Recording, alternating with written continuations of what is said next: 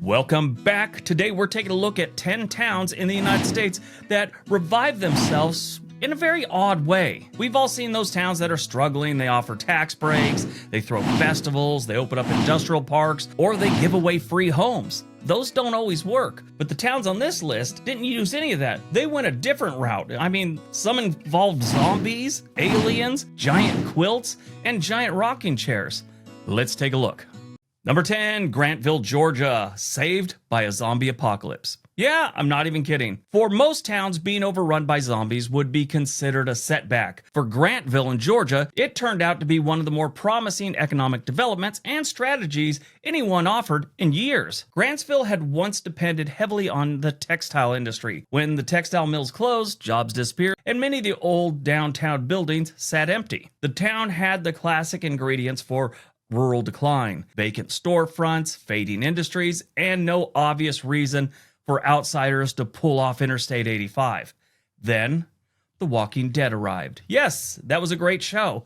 Several scenes from the popular television series were filmed in Grantville, including portions of the episode Clear. Suddenly, fans from across the United States and even other countries began traveling to the town to see the buildings where fictional survivors had fought fictional corpses. Local property owners began offering tours, souvenir sales appeared, and buildings that had been liabilities became filming locations. Yeah, who would have guessed? They're not the only one to be saved by this zombie apocalypse. The television exposure didn't magically replace the entire textile economy, but it created tourism, renewed outside interest, and gave Grantville an identity beyond that exit we drove past on the way to Atlanta. Local leaders said filming and zombie tourism brought new optimism to the town that badly needed some. Apparently, the secret to downtown revitalization was not another planning committee. There were several hundred dead people with television contracts. That's what revived this town. Number 9, Casey, Illinois, saved by enormous household objects. Casey, Illinois is a small community that responded to an economic anxiety situation by building household objects large enough to frighten migrating birds. The town's unusual transformation began when local businessman Jim Bolin began constructing oversized attractions. The first major project was an enormous wind chime that was followed by a giant rocking chair, mailbox, golf tee, knitting needles, crochet hooks, bird cage, a giant pencil, wooden shoes, and other objects suffering from severe portion control problems. Yes, they've even got a giant Chevy key in front of a business. I mean, it's like bigger than the building. Several were certified as Guinness World Records. That's kind of cool. And they kind of promote themselves with this whole big things in a small town angle. The objects gave travelers a reason to leave the interstate, walk downtown, eat at local restaurants, and visit nearby shops. Other businesses joined the theme by installing their own oversized displays. What began as one man's wondering how large a wind chime could possibly be evolved into a community-wide tourism campaign. Casey now contains more than 24 large-scale attractions and multiple record-holding objects. The project has turned the town into a road trip destination rather than a small Midwestern community quietly watching traffic pass nearby. Most towns hire an expensive consultant. Casey built a mailbox large enough for the consultant to live inside. Number 8, North Adams, Massachusetts. It was saved by putting modern art inside an abandoned factory. North Adams was once an industrial powerhouse in western Massachusetts. The Sprague Electric Company employed thousands of workers and operated it from a sprawling factory complex near downtown. When Sprague shut down in 1985, North Adams lost its dominant employer. The enormous factory sat mostly vacant. Unemployment climbed, and the city struggled with the familiar question facing old manufacturing towns across America. What exactly do we do with this collection of buildings designed for an economy that no longer exists? The answer was to fill them with contemporary art. The Massachusetts Museum of Contemporary Art opened in 1999 inside the former factory complex. Instead of demolishing the industrial buildings, developers used their huge rooms for oversized paintings, sculptures, performances, and installations that could not fit inside a conventional museum. The museum brought visitors, artists, performances, restaurants, lodging, and investment in North Adams. Now, it didn't solve their problem 100%. No, it definitely didn't. It's hard to replace a company or an industry that employed like a third of your population, or more in some cases. But it did help reposition the city from a declining company town into an arts and cultural destination. Number 7, Utica, New York, saved by refugees. Utica was once a major manufacturing center in upstate New York. Like many Rust Belt cities, it began losing factories, residents, and economic momentum during the second half of the 20th century. While other struggling communities tried to reverse this decline by chasing corporations, Utica received new residents from Bosnia, Burma, Somalia, Iraq, Ukraine, and other parts of the world. Refugee settlements gradually became an important part of the city's economic and demographic survival. New arrivals moved into vacant homes, opened businesses, enrolled children in schools, joined the workforce, and helped stabilize neighborhoods that had been losing population. Refugees became employees, taxpayers, landlords, restaurant owners, shopkeepers, and consumers. At one point, roughly 1/4 of Utica's residents were reported to be refugees or members of a refugee family. Local officials argue that the newcomers helped provide two things any local community required: workers and customers. It's a fact. I mean, doesn't matter where you're from, your money still counts. Utica's experience was not flawless or universally welcomed. Resettlement required language instructions, housing assistance, job training, and considerable community coordination. But while many declining cities complained that nobody wanted to move there, Utica built institutions designed to welcome people to do just that. The city discovered that its vacant houses and aging population were not separate problems. They were two halves of the same problem, and immigration provided both of the answers. Now, this one, there's a lot of, especially these days, there's a lot of feelings about this subject. And a lot of people think, oh, you're moving a bunch of immigrants in there, and that's bad for your town. Maybe there are some negative effects to this, but there's negative effects to having Americans move into your town. I mean, I don't know. But it is a hot button political subject right now. Utica seems to have pulled it off. Utica's overall quality of life or livability score is 80. That is outstanding. They've got great housing, great health and safety, which is the hospitals and doctors and all that stuff. Schools are not the greatest, but they're decent. Their cost of living is low. They've got plenty of things to do. Their commute is really low. Their employment numbers are middle of the road. And their crime rate is above average, but not a bunch. It's 64% above the national average. Like I've said in many videos, there's cities in this country that have crime rates that are 600% above the national average. So that's not nothing, but it's not a big problem. Number 6, Pawhuska, Oklahoma. Saved by one woman selling biscuits and floral cookware. Yeah, who saw that coming? Pawhuska already possessed plenty of history. It is the seat of Osage County, home to important Osage Nation institutions, and surrounded by one of America's most remarkable tall grass prairie landscapes. What it didn't have was a steady stampede of tourists lining up downtown to purchase spatulas. I mean, if people aren't coming to your town to buy spatulas, what are you doing? Just kidding. That changed because of Ree Drummond, better known as the Pioneer Woman. Drummond built an enormous audience through her blog, cookbooks, television program, and lifestyle brand. She and her husband eventually renovated a century-old building in downtown Pawhuska and opened up the Pioneer Woman's Mercantile. The massive restaurant, bakery, and retail store turned Pawhuska into a destination for fans. Visitors began arriving from around the country to eat chicken fried steak, buy kitchenware, and tour the nearby ranch and lodge, and experience the real-life version of Drummond's television universe. Kind of cool. Pawhuska didn't invent tourism. It simply discovered that a nationally known cooking personality could become a human economic development district. Some towns land on automobile plants. Pawhuska landed on cinnamon rolls. What could go wrong? Number 5, Hamilton, Missouri. Saved by quilting videos on YouTube. I'm not even kidding. Hamilton is a small Missouri town with around 1,500 residents. By the early 2000s, its downtown had been hollowed out by the same forces affecting small communities throughout the Midwest. Businesses closed, buildings became vacant, and shoppers drove elsewhere. Then, the Doan family purchased a long-arm quilting machine. In 2008, the family started the Missouri Star Quilt Company in a downtown building. Jenny Doan began appearing in quilting tutorials on YouTube, teaching viewers how to turn pieces of fabric into blankets without suffering the kind of emotional collapse normally associated with threading a sewing machine. Hey friends, I have another great tutorial to share with you this week. I'm calling this one Terrazzo. The videos found an enormous audience. Online orders increased, the company hired workers, and the quilting enthusiasts began traveling to Hamilton in person. Missouri Star eventually purchased and renovated numerous downtown buildings, opened specialty fabric stores, and helped support restaurants and other businesses. Hamilton rebranded itself as Quilt Town, USA.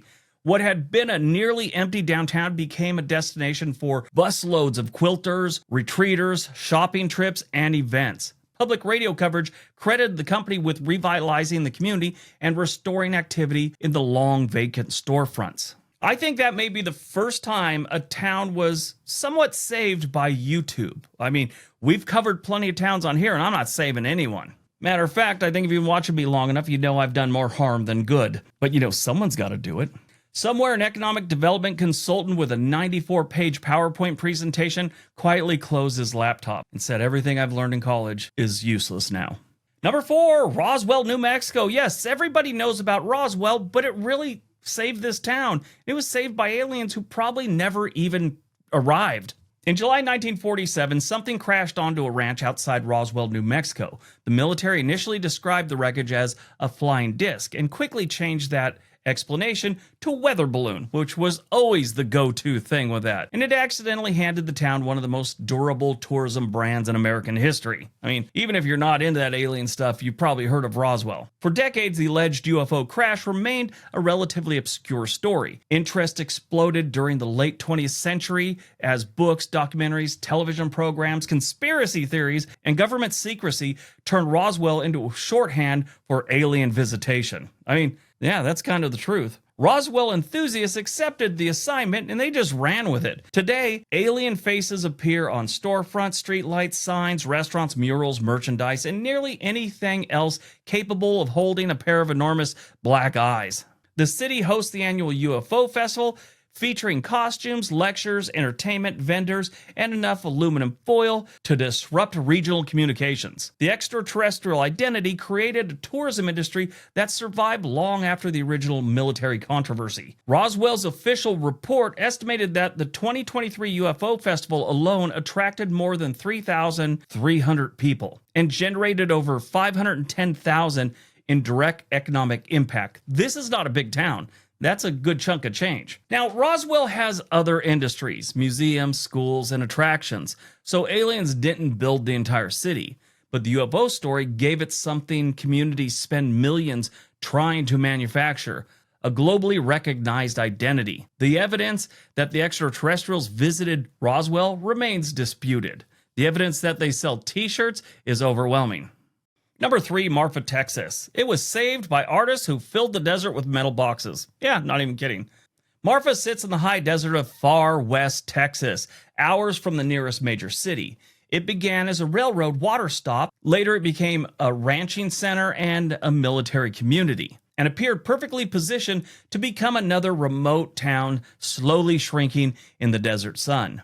The minimalist artist Donald Judd arrived from New York in the late 70s. Judd purchased a building, ranch land, and portions of an abandoned military installation. He began creating permanent spaces for large-scale artwork by himself and other artists. His projects eventually led to the Cincinnati Foundation and helped transform Marfa into an international destination for contemporary art. Now, this place is weird. We just talked about it on video probably a month or so ago. Marfa, Texas is in the frickin' middle of nowhere. And as you're going down the road, there's a nice white building, and it's a Prada store. It's never open. There's just some displays there of like Prada purses, and it looks like you pass by it at a nice mall. Prada, things in the windows. It's just weird. That's the most known thing, but there is a lot of weird things going on in Marfa, Texas that have to do with art. Now, the revival came with consequences. Tourism and wealthy newcomers drove up the housing prices and property values, creating serious affordability problems for longtime residents. The same art economy that helped preserve Marfa also changed who could afford to remain in Marfa. Number 2, Senoia, Georgia, also saved by The Walking Dead. Grantville received a boost from zombies, but Senoia built an entire second life around them. Yeah, I'm not even kidding. Senoia once was a quiet Georgia town with an attractive but underused historic center. Beginning in the 2000s, film and television production brought increased attention to the community. Then The Walking Dead used Senoia as a setting for several of its most recognizable communities, including Woodbury and Alexandria.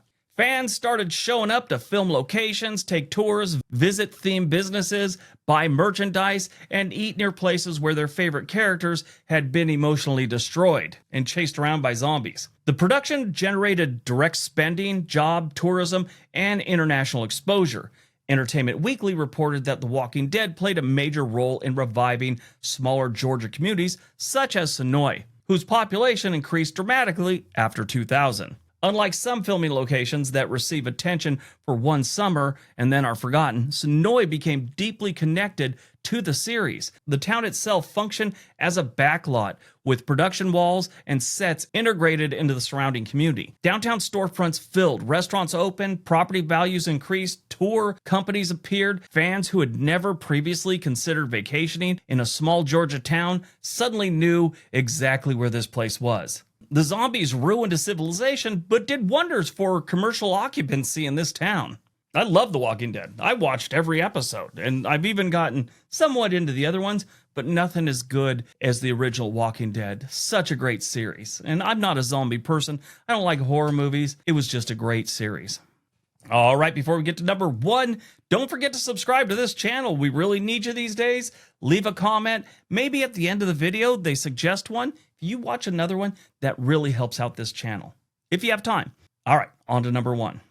And number 1, Leavenworth, Washington. Saved by pretending to be German. Yes, that's Leavenworth's shtick. They've decided that they're, German or Austrian, and they have Oktoberfest.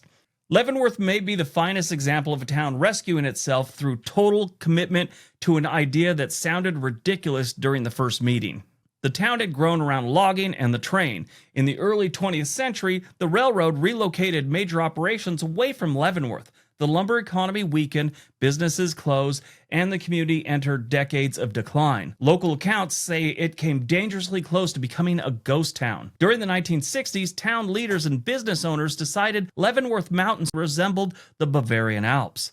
Their solution was to convert the downtown into a Bavarian-themed village, and it worked. Buildings received decorative balconies, murals, timber framing, flower boxes, and German-style signs. Restaurants began serving bratwurst, schnitzel, beer, and pretzels. Festivals embraced Bavarian music, clothing, and traditions. Even national chain businesses had to adjust their architecture to fit the theme. The town essentially looked at its economic crisis and responded with, "Starting today, we're Germany." I'm telling you, it worked. Leavenworth grew into one of Washington's best-known tourism destinations, attracting visitors for Oktoberfest, Christmas celebrations, mountain recreation, restaurants, shopping, and its heavily manufactured European atmosphere.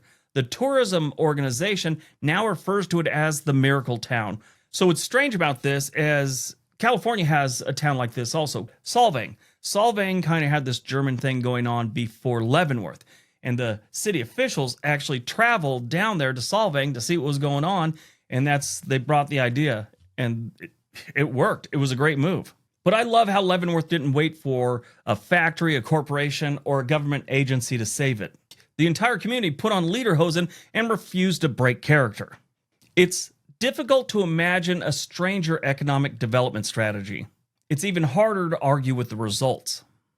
All right, these towns all survived because somebody looked at a perfectly serious economic crisis and proposed an answer that sounded completely unserious. But if you ask me, there's no wrong answers anymore. I mean, I saw a comedian say this, but it fits perfectly. Do you realize at some point there were businessmen in a meeting trying to come up with an idea, and some person said, "I've got an idea. Sharknado." Tornado hits and starts throwing sharks around, killing people, and they went with it. So if that nonsense makes it to television and becomes a whole industry, anything's possible. All right, that's today's video. Hope you guys enjoyed it. Hope you got some information out of it. Don't forget to hit the like button, and maybe you can enjoy this video. It's about why people regret moving to Oklahoma.